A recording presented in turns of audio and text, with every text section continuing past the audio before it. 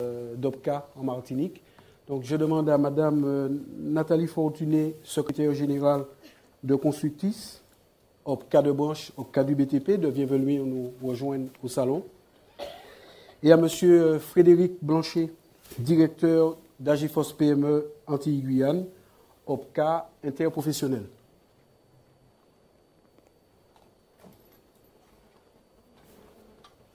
Alors, je crois que vous avez un micro.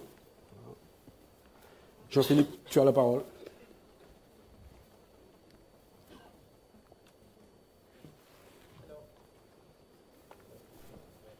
Il faut appuyer. Allô, voilà, très bien. Donc, merci de nous avoir rejoints ce matin pour parler de l'évolution des financements de la formation professionnelle. J'imagine que aujourd'hui, ça ne va peut-être pas être très facile de décrire le futur parce que nous sommes dans une phase d'appropriation de la réforme par les partenaires sociaux qui sont à la tête du pilotage des OPCA. Je vais peut-être me tourner dans un premier temps vers vous, Madame de Constructis, du côté du bâtiment, des travaux publics, comment les choses évoluent, quelles informations vous avez sur la perception de la réforme, dans quelle direction pensez-vous que les choses vont aller quant à l'évolution de votre rôle dans le futur? Merci. M. Cepet, donc c'est vrai qu'on a une réforme du 5 mars qui est une réforme lourde autant pour notre structure que pour effectivement nos missions. Donc on n'a pas non plus de visibilité puisque la réforme, on a la loi, mais il manque encore donc un certain nombre de décrets. Et puis, puisqu'effectivement donc la loi le permettait, le BTP est quand même l'un des secteurs d'activité où il y a la possibilité de négocier un accord de branche. Et cet accord, effectivement, donc, nous le connaîtrons d'ici au plus tard, le 30 septembre, qui est donc la deadline imposée par le gouvernement. Donc, c'est vrai que cette réforme va forcément opérer donc, des changements à notre niveau. Il va falloir que nous travaillions donc, sur une méthodologie du changement en œuvrant sur un certain nombre de chantiers. Chantiers, organismes de formation, puisqu'effectivement, la loi nous apporte des missions supplémentaires, contribuer au développement donc, de l'apprentissage, de l'alternance d'une manière générale, et puis également donc, assurer, on va dire, donc, un contrôle qualité et le suivi qualité donc, des formations. Et donc par rapport à ces deux missions complémentaires qui viennent s'ajouter à des missions que nous avions déjà au préalable, en ce qui concerne bien évidemment la mission de collecte, qui est de la mission de base, la mission donc d'ingénierie, de conseil en formation vis-à-vis des entreprises. Donc ce sont deux missions complémentaires qui va falloir faire, qui fera en sorte que nous devons nous organiser. Et puis, on va devoir aussi nous organiser à gérer le 1% formation, le flécher en tout cas donc sur des formations véritablement qualifiantes. Et puis, je crois qu'également donc un travail qui va devoir sur lequel nous allons devoir travailler pendant les mois à venir, c'est véritablement répondre à toutes les questions que vont nous poser nos adhérents, des questions pointues, des questions techniques sur la maîtrise donc, du compte personnel formation, la gestion du plan de formation. En tout cas, c'est ce qui va ce à quoi nous allons nous confronter dans les mois à venir en termes d'organisation. Merci pour ces premiers éclairages précis. Alors, Agefos PME est un OPCA interbranche, mais aussi un OPCA interprofessionnel. Sur ces deux versants, comment vous voyez les choses? Quelle évolution pour Agefos PME en Martinique? Merci. Donc, tout d'abord, je tenais à signaler qu'au niveau de la réforme, ce qui est intéressant, c'est que nous mettons, la réforme met en évidence l'individu. Donc, au niveau de l'individu, moi, je dis toujours à mes équipes, c'est en latin l'intuitu personae, c'est-à-dire la considération de la personne. On sait que sans l'homme avec un grand H, l'entreprise ne peut exister. Donc, aujourd'hui, on met l'homme avec un grand H en avant par ce suivi de formation, l'accompagner, l'identifier, le flécher, comme disait Madame, notamment sur toute la partie spécifique au niveau des personnes sensibles et fragilisées, Et nous, au niveau d'AG Fausse PME, on a une particularité, notamment en Martinique, c'est que nous ciblons surtout les entreprises de moins de 10 salariés qui représentent à peu près un portefeuille de 80% de la totalité de nos entreprises. Donc aujourd'hui, on a un suivi particulier adossé avec la CGPME qui nous accompagne, bien sûr, aussi bien au niveau Martinique, en Guadeloupe et en Guyane. Et cette réforme nous oblige quelque part à repenser, bien sûr, nos outils, nos offres de services, mais également sur l'aspect plus commercial, sachant que moi je viens plutôt du privé, donc j'ai toujours cette dimension commerciale, c'est nos commerciaux, nos conseillers. Les conseillers d'hier seront demain pour moi des technico-commerciaux. Effectivement, on est dans les plus de 10, mais il y a également les moins de 10, il y a les plus de 10. Et les effectifs de plus de 10, comme disait monsieur, on va perdre quand même toute la partie plan de formation. Perdre, oui et non, mais ce sera à nous de convaincre, ce sera à nous de faire un acte commercial, de dire pourquoi la formation est absolument indispensable, de suivre ces salariés, de les accompagner, de proposer des cofinancements. L'OPCA est là pour proposer des cofinancements, d'aider les entreprises et de bien accompagner dans la mesure du possible au travers d'outils comme les VAE, il y aura anciennement le DIF et d'autres outils, également au niveau de l'emploi, parce que la partie emploi, il faut savoir qu'on est très très présent, notamment travailler en partenariat rapproché avec le Pôle emploi et l'ensemble des dispositifs. C'est certain que ça va être très compliqué, on ne connaît pas tout, tous les décrets ne sont pas sortis pour le moment, mais on fera en sorte de répondre aux exigences et d'être là le moment voulu. Merci pour ce premier tour d'horizon. Je vais être le plus concret possible. Nous avons quelques mois devant nous, puisque la nouvelle contribution sera appelée pas l'année prochaine, en 2016. La nouvelle contribution commence à fonctionner l'année prochaine, mais la collecte aura lieu l'année suivante. Donc, effectivement, les OPCA vont avoir un peu de temps pour se mettre en ordre de marche, mais en vous entendant, je sentais que vous développiez en particulier la stratégie du versement volontaire avec une offre de service suffisamment attractive pour que les entreprises continuent à vous verser spontanément une part d'un budget de formation qui relèvera de leurs dépenses dites directes et pas d'une contribution. C'est en plus du 1%.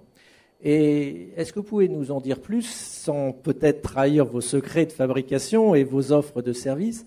Comment attirer une entreprise qui a une certaine taille, ou je ne sais pas si c'est une histoire de taille, vers vous pour lui offrir des services qui vont lui faciliter son ingénierie de formation? Du côté de Constructis, comment voyez-vous le sujet? Quelle offre de services pour obtenir des versements volontaires? De toutes les façons, l'offre de services que nous allons développer devra concerner en tout cas donc, les besoins des entreprises, puisqu'avec la réforme de la formation professionnelle du 5 mars, on est dans une logique, on retourne dans une logique selon moi économique, où c'est véritablement le besoin qui va susciter la dépense. Et par conséquent, l'offre de services que nous allons développer vis-à-vis de nos adhérents, ce sera forcément une offre de services qui va d'abord se faire à partir donc, de l'analyse des dispositions qui existent et pour les différents segments légaux, les plus de 10, les plus de 300, même si effectivement donc, en Martinique, en Guadeloupe et en Guyane, effectivement, donc, très peu d'entreprises ont cette taille, et pour les moins de 10. Donc cette offre de service également devra s'articuler à partir, donc, bien évidemment, de la contribution les 1%, mais aussi des éventuelles contributions conventionnelles et pourquoi pas donc, des contributions volontaires qui vont être déterminées par le conseil d'administration même de Constructis Antilles-Guyane et peut-être que les contributions conventionnelles seront déterminées par l'accord cadre que nous attendons d'ici septembre. Donc forcément, cette offre de services que nous allons devoir développer va tenir compte en tout cas des enjeux de la nouvelle, des enjeux relatifs à la formation professionnelle continue, toujours en lien avec le besoin de l'entreprise et puis le progrès qui est généré donc dans le secteur d'activité que nous représentons. Donc ce sera effectivement donc, une offre de service pour répondre à la problématique de la branche professionnelle en lien avec les travaux de l'Observatoire. Une offre de services à destination donc, des entreprises pour les amener en tout cas à favoriser la gestion prévisionnelle des emplois et des compétences. Une offre de services pour effectivement rendre compte des dispositifs donc, du compte personnel de formation.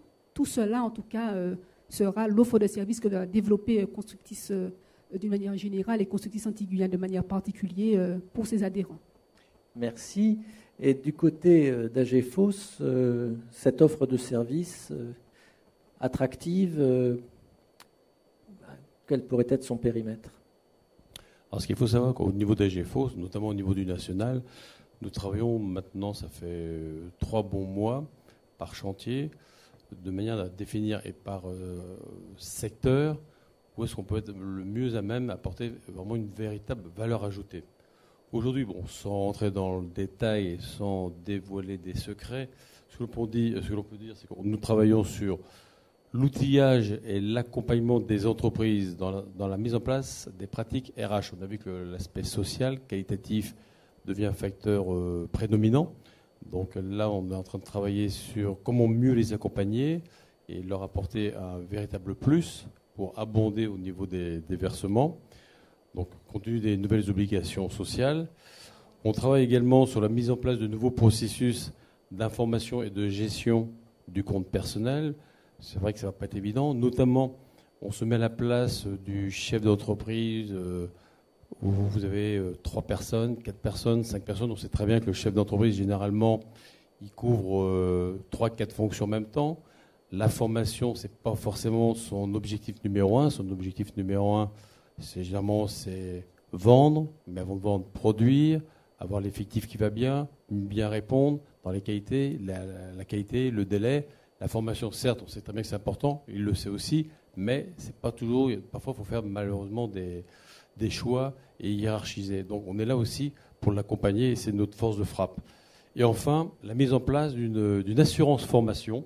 Donc, appelé avec la CGPME, on va essayer d'apporter vraiment un package assurance formation, mais non pas l'assurance où l'essentiel est écrit en tout petit, tout en bas, à gauche du document, mais vraiment d'avoir des choses claires, transparentes, pour dire voilà ce qu'on peut apporter et ce qu'on peut vous amener.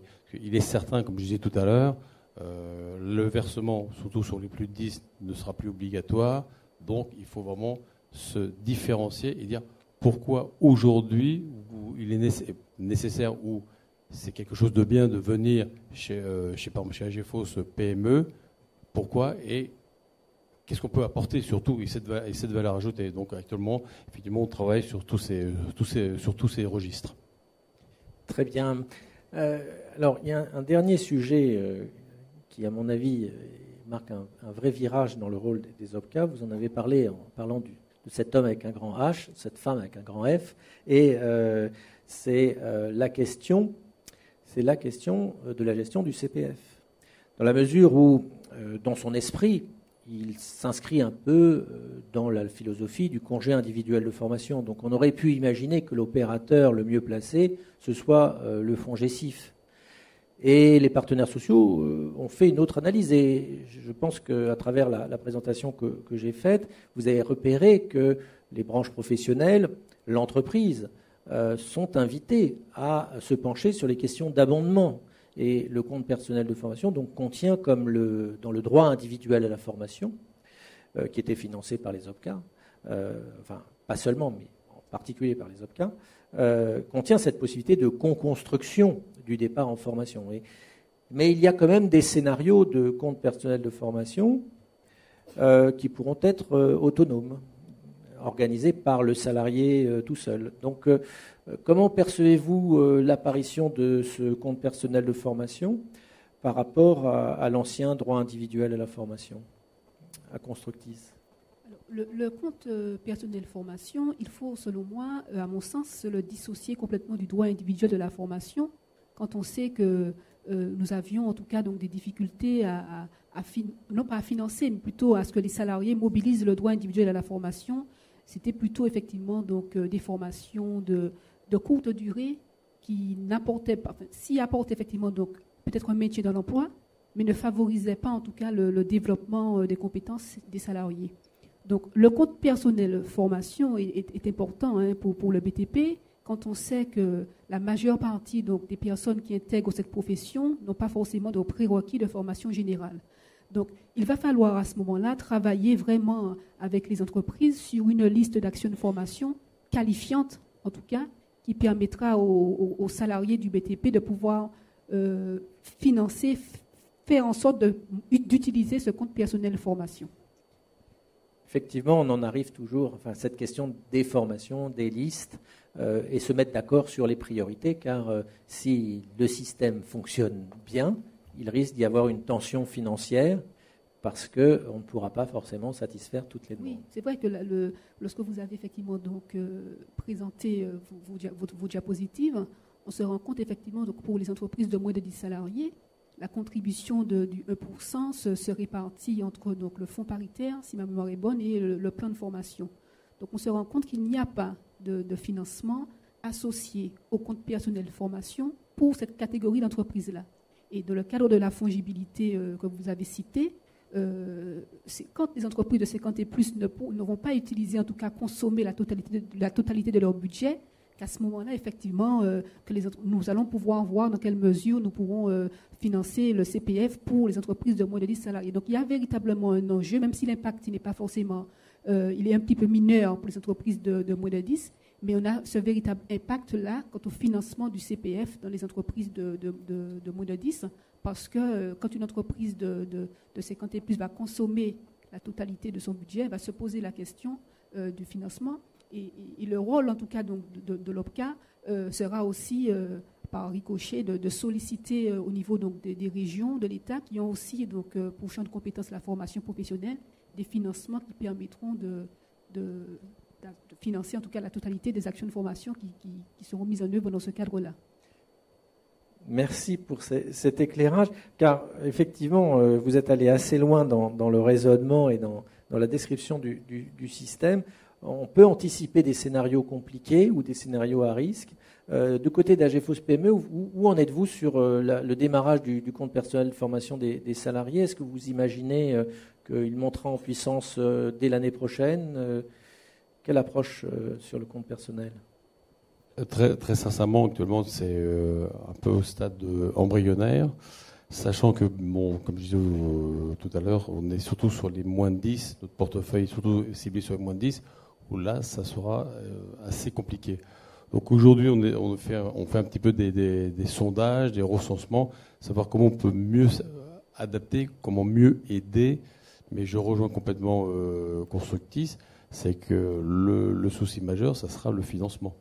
Donc derrière, quid du financement et de la traçabilité du CPF. Là, on n'est pas beaucoup encore, pas suffisamment avancé pour apporter encore des réponses. Bon, il nous reste encore quelques mois, mais c'est vrai que c'est un sujet très délicat.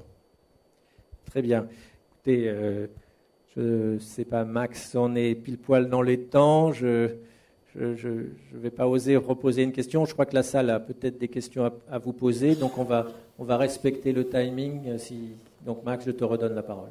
Merci Jean-Philippe et merci aux deux intervenants d'OPCA. Vous restez à votre place. Nous allons donc prendre quelques questions au niveau de la salle, puisque nous avons encore 15 minutes pour pouvoir échanger avec la salle concernant justement ces nouveaux financement au niveau de la formation et la contribution des OPCA. Voilà. Vous avez la parole. Donc il y a 2 micros. Je rappelle à chaque fois, vous présentez, vous précisez aussi votre structure, puisque nous enregistrons les échanges que vous allez retrouver par la suite sur le site de la GEFMA ainsi que les diaporamas.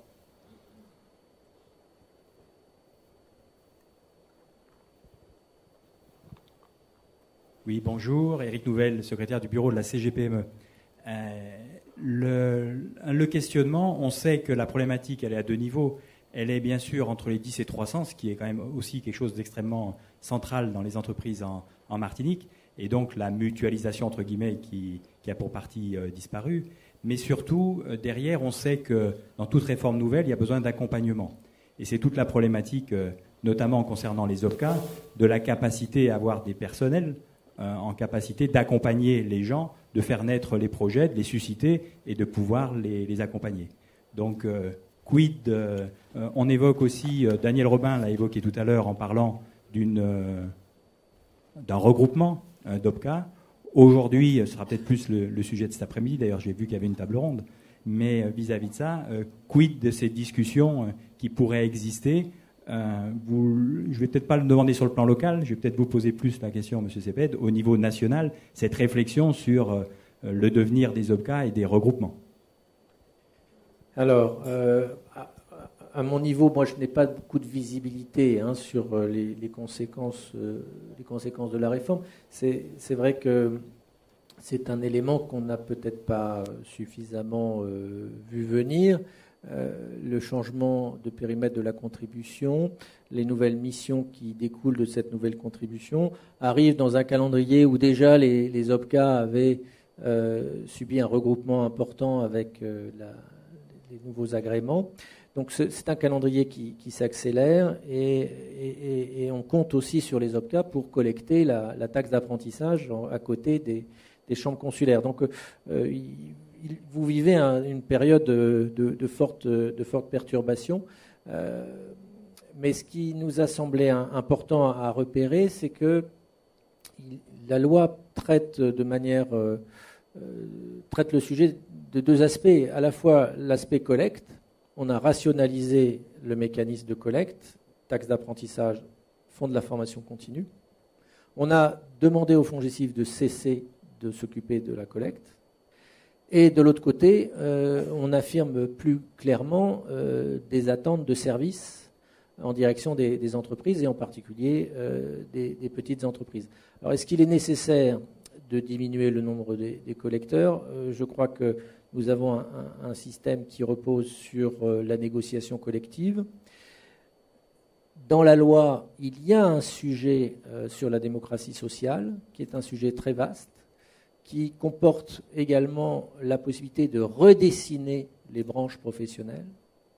Donc, effectivement, par ce mécanisme-là, plus que par le mécanisme des OPCA eux-mêmes, on peut imaginer que, là encore, le processus de changement, de réforme, continue son chemin, avec des compositions au sein des OPCA qui changent, des conseils d'administration, des sections professionnelles qui changent en termes de périmètre, mais cela suppose préalablement que les partenaires sociaux se mettent d'accord et avancent sur ces chantiers du remembrement des branches professionnelles. Donc, à ce stade-là, je n'ai pas vu de signaux qui laissent penser que la préoccupation soit le rétrécissement du nombre des organismes collecteurs.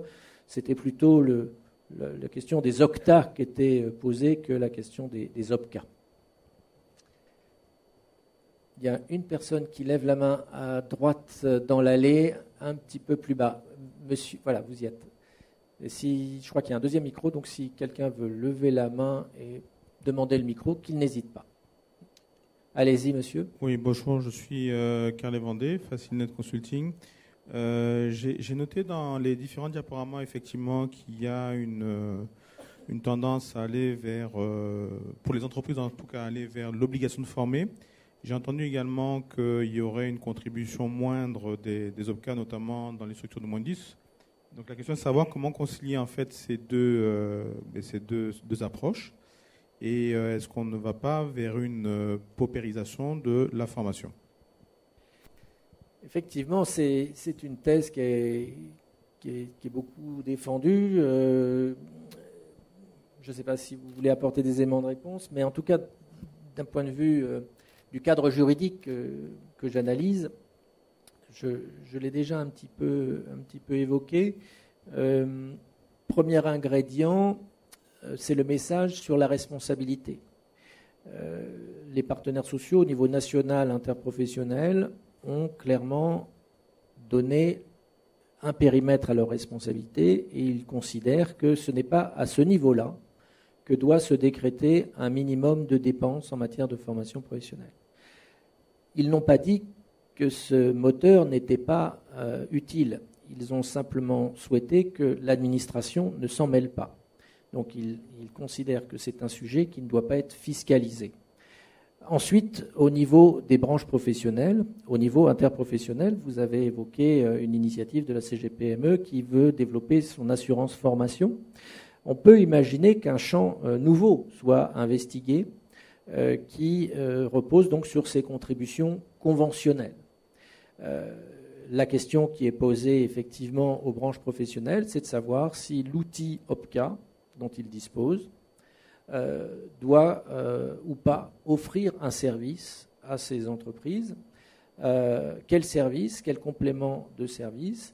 Et naturellement, la difficulté est que aujourd'hui, avec cette formation professionnelle qui se territorialise, comment intégrer le territoire dans un accord de branche qui a normalement une visée plutôt verticale et donc dans cette horizontale et donc qui n'intègre pas le territoire. Et donc c'est pas évident pour les branches professionnelles d'écrire des choses sur ces sujets-là, mais en tout cas, elles prennent un risque si elles ne se penchent pas sur cette question et si elles n'apportent pas une réponse claire. Elles aussi, à leur niveau, elles peuvent annoncer que certains sujets relèvent de la responsabilité des chefs d'entreprise. C'est à chacun de définir son périmètre de responsabilité.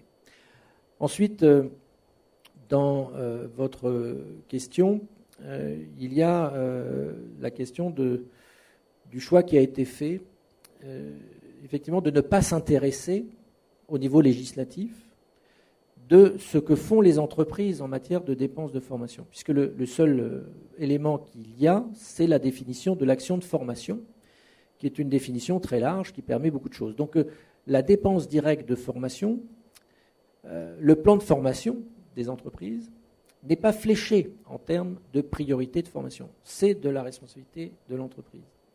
Et le législateur donc ne s'intéresse pas plus à ce sujet-là, puisqu'il ne dit pas à l'administration de se pencher sur cette dépense. Il n'y aura plus de contrôle de l'administration. Donc on est bien dans une hyper-responsabilité du chef d'entreprise sur ce qu'il fait en matière de dépenses de formation.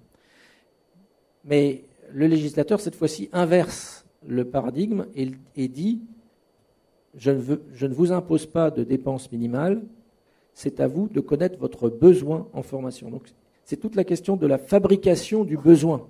Comment est fabriqué le besoin de formation? Et comme dans les années 70, le législateur a proposé soit que l'employeur sache, à travers le plan de formation, élaborer ses besoins de formation, et s'il n'y arrive pas, s'il ne peut pas le faire, il y a une roue de secours, c'est le compte personnel de formation, avec le conseil en évolution professionnelle. Donc, si on regarde les abandons et les créations qu'il y a dans la loi, on voit bien qu'il y a un jeu de remplacement. Le jeu de remplacement, c'est le fiscal par l'entretien professionnel et le diagnostic que tous les salariés au cours de 6 ans suivent une formation, avec une sanction à la clé. Et de l'autre côté, cette idée que le besoin de formation, s'il n'est pas formulé par l'employeur, par le responsable formation, s'il n'y en a pas, tout simplement, parce qu'il n'y en a pas, parce qu'il n'y a pas de logique de formation, eh bien, chaque individu, chaque salarié de cette entreprise pourra bénéficier d'une logique individuelle grâce au conseil en évolution professionnelle, grâce à son compte personnel de formation. Donc, j'entends votre crainte, il y a un risque, il y a le fameux rapport qui sera produit, qui rendra compte de la réalité des dépenses, mais moi, je n'ai qu'une seule chose à souhaiter, c'est qu'on laisse quand même un petit peu de temps à cette réforme de faire ses preuves. On a un peu tendance à systématiquement vouloir remplacer les bonnes idées. Alors, elles ne sont jamais abandonnées. Hein. Le compteur du DIF n'a pas été supprimé, il a été repris. Mais il y a un rythme de réforme qui épuise un petit peu les professionnels de la formation en ce moment. Donc en tout cas, j'espère qu'on aura un peu de temps pour observer les évolutions et les comportements. Mais effectivement, il y a aujourd'hui, dans cette période de 2014, des questionnements sur est-ce que ça va marcher avec les ingrédients nouveaux de la loi. Si je puis Oui, bien sûr. ajouter, M. Ceped, par rapport à la question de monsieur, c'est que cette loi permet en tout cas au chef d'entreprise de penser son entreprise différemment en matière de formation professionnelle. C'est-à-dire que l'entreprise, selon moi, devra être beaucoup plus structurée, avec effectivement donc, une présence beaucoup plus accrue donc, des instances représentatives du personnel dans l'élaboration du parcours de formation, vers où je vais amener mon entreprise, vers quel niveau de performance vais-je l'amener, et travailler en tout cas sur des process de formation de mes collaborateurs.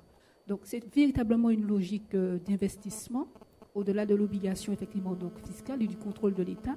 Et moi je dis quand même que le contrôle n'est pas forcément supprimé, puisque la loi a quand même permis l'entretien professionnel obligatoire dès l'embauche du salarié tous les 2 ans, avec une sanction, comme l'a dit M. Ceped, après 6 ans, après avoir réalisé donc, le bilan, et l'abondement éventuellement à l'OPCA, quand l'employeur n'aura pas satisfait à cette obligation-là. Le contrôle, pour moi, il est là. Après, je pense effectivement, donc, dans l'analyse que je me fais de la loi, que, étant donné que l'État a aussi ce champ de compétences, devra travailler sur une autre forme de contrôle, puisque les articles du Code du travail n'ont pas été modifiés. Les employeurs ont toujours l'obligation de participer à l'adaptation et au développement des compétences de leurs collaborateurs. Est-ce qu'il y a une autre question? Je ne vois pas de main se lever. Si, pardon, voilà, ça y est, je vous ai vu. Oui, vous présentez, si vous Oui, Jean-Joël Lamain, je suis ici au titre de l'AMEP, l'Association martiniquaise d'éducation populaire. Je voudrais que vous reveniez sur l'impact de la réforme en ce qui concerne le rôle des IRP, et plus particulièrement du comité d'entreprise, s'il vous plaît. Oui, effectivement, peut-être que je suis allé un petit peu vite sur ce sujet. La loi ne fait que proposer un mécanisme d'accord dans l'entreprise pour assouplir le calendrier de consultation en introduisant l'idée qu'un plan de formation dans certaines entreprises peut être programmé sur 2 ans, 3 ans au maximum, propose la loi. Le rythme annuel est considéré comme pas forcément adapté à certaines entreprises et plutôt que de se réunir tous les ans de façon formelle, par voie d'accord, prévoir donc des assouplissements sur les durées et les dates de consultation. Donc on n'est pas sur la négociation sur le contenu du plan de formation. Cette négociation sur le contenu, elle apparaît un petit peu dans la négociation sur la GPEC, donc qui concerne les entreprises de 300 salariés et plus. Pour les autres entreprises, donc à partir de 50 salariés, par voie d'accord d'entreprise, on peut bouger les dates et de la consultation et la périodicité du plan de formation. Est-ce qu'il y a d'autres questions? On est tout à fait dans le timing. Donc, s'il n'y a pas d'autres questions, Jean-Philippe, Madame Nathalie Fortuné, Monsieur Frédéric Blanchet, je vous remercie pour votre contribution. Et je vous invite, nous allons donc mettre fin à cette matinée. Comme vous le voyez, on vous invite à rejoindre le salon Caraïbes au premier étage. Tout de suite l'escalier qui se trouve tout de suite après le deck avec vos cartons, puisqu'on vous a remis donc un ticket pour pouvoir accéder à la salle. Merci et bon appétit à tous.